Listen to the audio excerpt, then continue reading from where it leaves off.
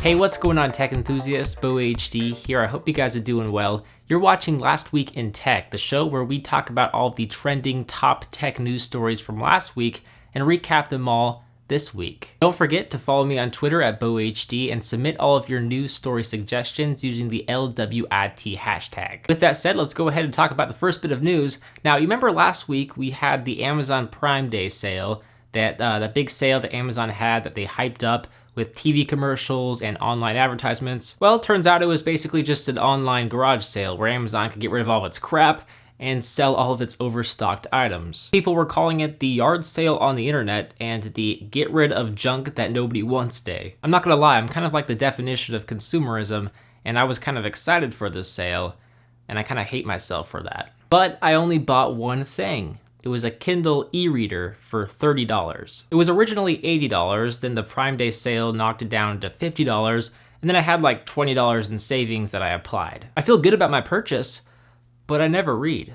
In other news, Windows is preparing for the launch of Windows 10 as they are starting to roll out Cortana, the voice-powered virtual assistant, to iOS and Android devices in the coming weeks. Cortana for Android actually did leak, so if you guys want to go check that out, go download the app for yourself and check out Cortana and see what she's all about. I'll go ahead and leave a link for you to go download that APK for you to install it on your Android device. Once again, links will be down below. Now, there were a lot of cool product announcements and leaks last week. First of all, the Moto Hint 2nd generation Bluetooth headset was quietly released at Best Buy, actually. I didn't really hear too much about it, but Best Buy decided to all of a sudden start carrying it and start selling it.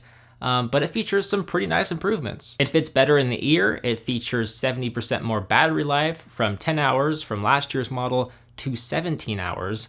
It has wind canceling technology, Bluetooth 3.0, and EDR technology, and it's only $130 as opposed to $150 from last year's model. Fresh new renders of the Samsung Galaxy Note 5 were published last week, and they actually look really good. They have dust and smudges on them, like they look real. The renders suggest it'll resemble the Galaxy S6 with the metallic edges and Gorilla Glass back cover. They also apply some of the most recent leaks like the S Pen stylus, which will feature a push-to-eject mechanism. Overall, these renders look pretty legit. Now, Evan Blass from EV Links tweeted some news about the upcoming Huawei Nexus device. He has a very good track record for leaks and rumors, and he suggests that it'll feature a 5.7-inch QHD display with a metallic body, a Snapdragon 820 processor, and a fingerprint reader, and it will ship in Q4 of this year. It should be a very powerful device if this leak is indeed true, but one thing I'm curious about is the battery size and the battery life, because the Nexus 6 that we had last year,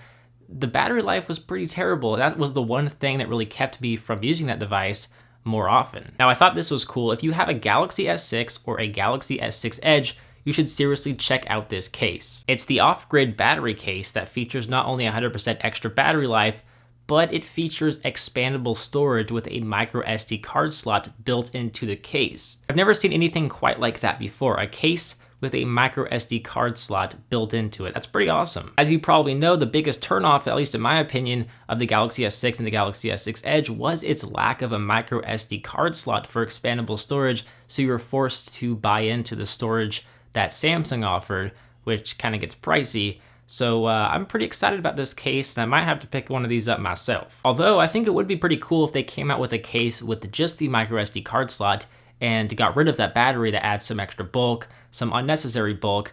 I would just like a really thin case with a micro SD card slot. I think that would be pretty neat. And in recent news, Elon Musk has officially said that the SpaceX Falcon 9 explosion was caused due to a faulty metal brace. The defective brace or strut was holding a bottle of helium in the Falcon 9, and it needed to pressurize the upper stage engine's liquid oxygen tank to keep things in functioning order. Elon Musk said that the metal component failed 5 times below its nominal strength, which is pretty crazy. And yeah, that is pretty crazy, but it's also pretty sad. You know, they lost a lot of research in that explosion, but Elon Musk did say that it was the first time they had a failure in nearly 7 years. Accidents happen, space is just challenging, but that's not going to stop SpaceX from launching rockets in the future. In fact, they should have another launch by spring of 2016 at the latest. Also, as of compiling these news stories, we have a fresh new leak of the Moto G 2015. It'll feature a 1080p display with 2 GB of RAM and most likely we'll see a Snapdragon 610 processor with a clock speed of 1.7 GHz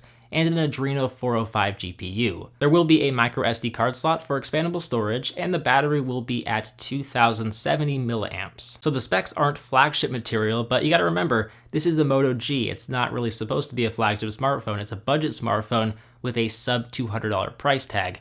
And so keeping that in mind, the specs are actually pretty impressive. And the press renders make this device look pretty darn sexy, especially with that metallic frame.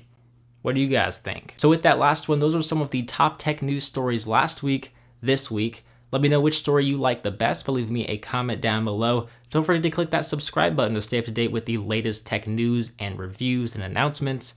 And if you guys enjoyed this video, be sure to give it a thumbs up. Send in your suggestions to Last Week in Tech using the hashtag. And with that all said and done, as always, I'm BoHD. Thank you guys for watching, and I will see you in the next one. See ya.